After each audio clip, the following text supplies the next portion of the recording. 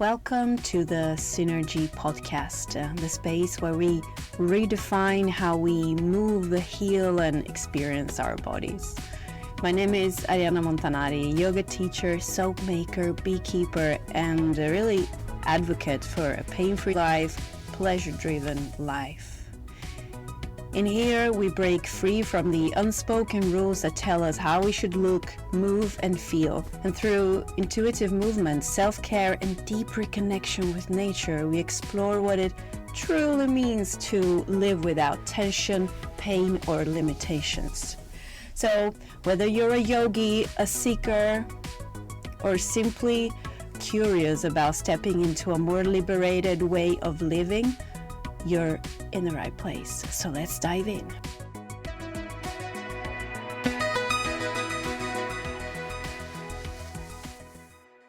Welcome to the first episode of this podcast, the Synergy podcast. Thank you for being here. I can't wait to get to know each other better. And we can compare this to a newly born relationship, a newly started relationship. So I think it is appropriate to get to know each other a bit better. By sharing my story with you, I hope you will be able to understand where I come from and the lenses I see the world through. I hope this story can support you in your journey to freedom of movement and liberation with your body. So let's go. My journey with yoga started when I moved to Stockholm. In 2013, I started with classes at the campus gym. It was body balance, but it was my foot into the world of yoga.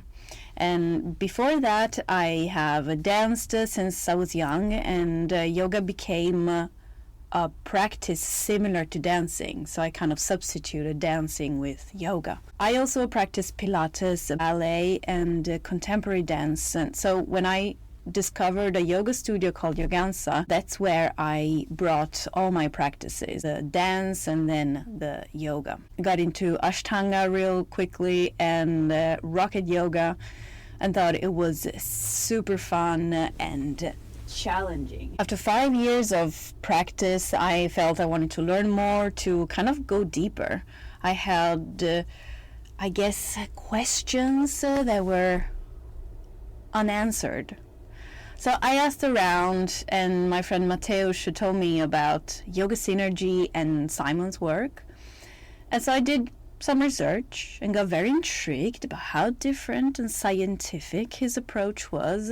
And I decided to go and study with him in Bali in 2019. I realized that what I knew about yoga was only really the tip of the iceberg, and the way I approached it was strictly from a fitness point of view. So with the idea of performing and, the will to succeed at certain poses was the goal, no matter at what cost. I think if you practice yoga, you might recognize this. Let's put it like this. To be honest, in the yoga teacher trainings, there is this idea that once you complete your 200 hours or 300 hours, you get a certificate, you take a picture with it, and there you go. You are automatically a yoga teacher. The truth is that the journey is way longer than that, because it is a journey on the inside for yourself, so in this case for myself, and it took me a good 9 months, I think, practicing every afternoon after work to reprogram my body to the new movements and to know them well enough to be able to then share them with others. But back to the teacher training. When I started the teacher training, I was in pain. I thought I was super strong and well trained, but actually I was way overworked, overtired, and my body was screaming for a change. Lower back pain had that for at least 15 years. Knee pain, wrist pain. I was truly worried that those injuries were never heal. And I remember thinking that all those monkey postures in Yoga Synergy were so ugly and new for me. My brain, my body missed the feeling of muscles burning from intensive stretching. I thought that was how it's supposed to feel. You know what I mean? Like, you know that yoga is supposed to be tough and come on, let's do this. And suddenly you come into a practice that is soft and gentle and not having to, I don't know, be so stiff all the time. After 2 weeks of soft to feel nothing practice, teacher training, I remember we did an Ashtanga practice, and hell yeah, I went all in, of course. I gave my 200% because I really missed the feeling. Crazy how the brain tricks you. And I also remember hurting my knee during the training because I bent over my folded leg without being really mindful about the movement. I was just following, and my knee was not really ready for that. And I remember that I really hurt myself. I will be forever grateful to Simon, the creator, the founder of Yoga Synergy, because he helped me to understand the cause of the injuries. He helped me to see what I could not see. He gave me the answer that I have been looking for many years. I remember he came up to me and said, listen, you look great, but at what cost? And he placed a hand on my abdomen and he told me, can you relax your abdomen? And at the time, I thought I relaxed, but nothing was really happening, so I relaxed more. And I tried, and still it was like super tense. And then that's when something clicked. I was like, oh, wow, I am not able to relax my abdomen. So many people suffer of lower back pain and maybe tight hips because, and especially women, because we are over tensing. We are pulling in the navel constantly, and because we want to look good and the belly has to look flat and all of that. In general, we are brainwashed to being a little bit too hard on ourselves and going in too hard in many asanas without the proper preparation, understanding its strength, for instance, understanding the activations and just rushing through the practice. And that is like, okay, injuries, I'm all yours. I understood that ahimsa, the principle of non-violence, started within me, because I was not being gentle with myself. And it was another, light bulb that just bling, went in. So I started there, and I said, okay, it's me who had to be gentle with myself. I healed my lower back pain in 6 months by learning to relax my abdomen and not pulling in the navel. And I avoided back bends for many months because I basically stopped doing all positions that hurt, that created pain, and started with what felt comfortable and nice. And that brought in such a deep sense of power and liberation over my body that it affected my life 360 degrees. So nowadays, this is what really motivates me. So our bodies always know, and they tell us.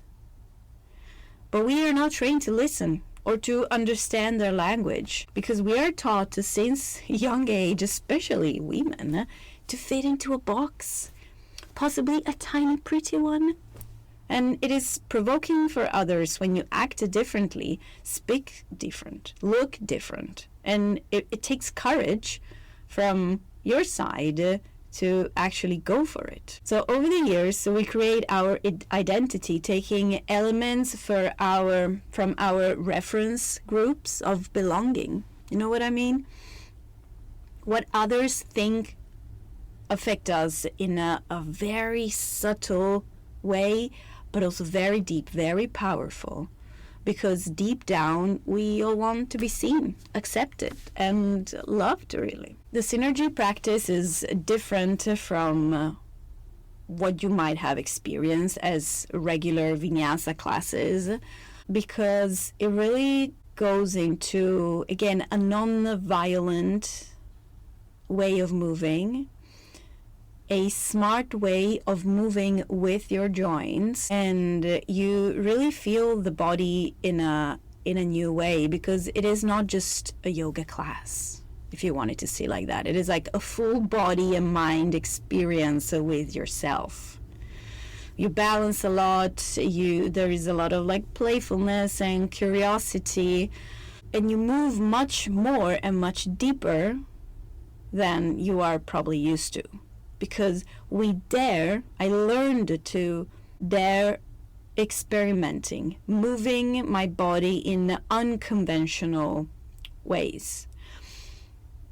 For me, coming from the dance world, I was used to move for others and not for myself. It had to look good. That was the main focus, right?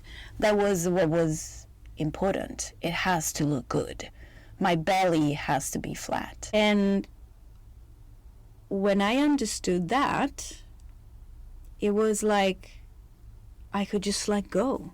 I could let go of all those patterns of moving somehow very stiff, somehow very tense. And if you think about it, it's like, how do you dance when you are home alone? How do you sing when you are in the shower by yourself or when nobody is listening? Well, you don't care so much. You just go for it, and it doesn't matter if it doesn't look perfect, and if you sing a little bit out of tone. But that's when you show your true self. But as soon as you are singing in a room full with people, as soon as you are dancing in a group of people, then you're always double checking, oh, shall I move like this? Does this look good? Is this accepted? Would people think I'm weird if I do this movement? And so there is this internal dialogue always going on for our movement, but also translated in all aspects of our lives, right? So this is how I could use the practice as a training for decision making that did good to me. So from the mat, I started embodying a practice that answered to my own needs and my own pleasure. And the validating of my own intuition gave me the strength and the self-confidence, if you want to, apply the same principles to my life. At that time, I was working as a preschool teacher and also having my own business. I both worked full-time plus business and then went down to part-time and business. And I managed, but I was, very tired, especially at the beginning when I would be working full-time. Until a few years ago where my boss actually told me, hey, either you go up in time and work 100 or 80%, or you can go and work with your own business. And I was like, holy crap, what do I do? Can I really do this? So it took me a while to actually be in peace with this decision. So I think it took me like a month to accept it and let her know. But for me, it was so clear, like, oh, of course I'm not going to give up everything that I built and go back into preschool teacher job full time. And for me, it was also about working for an institution, and if you want, for a boss who had my same beliefs. And in that case, no, that was not the case. So it did not feel right. It did not feel fulfilling, right? And since I had a taste of what it means to work a fulfilling job, to be surrounded with people who inspire you rather than maybe pull you down all the time, and to kind of be able to have a bigger personal growth. I wouldn't say impact, because in preschool the impact is amazing, it's beautiful, and I to be honest really miss it, but this path that I'm on, it's more like what I want to do today. So to start wrapping it up, I want you to know that it is possible to create a life that feels more aligned with your needs today. I used to feel constantly exhausted. I remember there was a time of my life, especially, here in Sweden in the winter, that I would fall asleep on the couch at 9:30. I could barely finish dinner and poof, I would just collapse. But that was the time where I was training a lot, biking a lot, and saying yes to everything, and really, I think, pushing my body way over the boundaries. And of course I was tired, because I was taking what was not mine. I was using energy that I didn't have. I was crossing my boundaries. And so when I learned to actually listen to my body, but for real, because when you listen to your body, you can listen and not act. But when you start listening and acting and saying, okay, I don't feel like it, I will not do it. Or this feels very aligned with me, I'll go for it. Or this yoga pose feels like a little bit too much and my knee hurts in it, I will do something else. And I see this so much, within myself and in my classes. Say the final part of the class where we all sit in a meditation seated position, and I guarantee that at least half of the people in the class are super uncomfortable in cross-legged position. I see that. And still they will do it because it's what you're expected to do. And so for me, it's really that little behavior, that little switch that we need to flip from saying, no, I have to do this because this is what I am expected to do, and instead thinking, this does not feel good, I do something that works for me instead, without caring so much about what the rest of the people in the room think about it. It is possible, and I know that it sounds like this is not for you, but we all have power over our lives. Our body is an incredibly communicative space, tool, vessel for our life. And the more we listen, the more we can create a life, a movement practice, a yoga practice that teams up with our body, instead of always going against. Always having these negative thoughts about ourselves, thinking I'm not enough. Saying you're enough, you're doing your best. There is, of course, always space for improvement, but we do it with love. Because remember that what is done in love stays. And that's the most beautiful truth that you can live. So that's a wrap for today's introduction episode of the Synergy Podcast. I hope this conversation sparked something within you. Maybe a new way of thinking, feeling, of moving. And if you love this episode, let me know. Share it, leave a review, or connect with me on Instagram, Mielestrega. And if you're ready to go deeper, check out my yoga offerings and handmade natural products at mielestrega.com. Remember, your body is yours, your pleasure is yours, and living pain-free is possible. Until next time, move with ease and live with joy.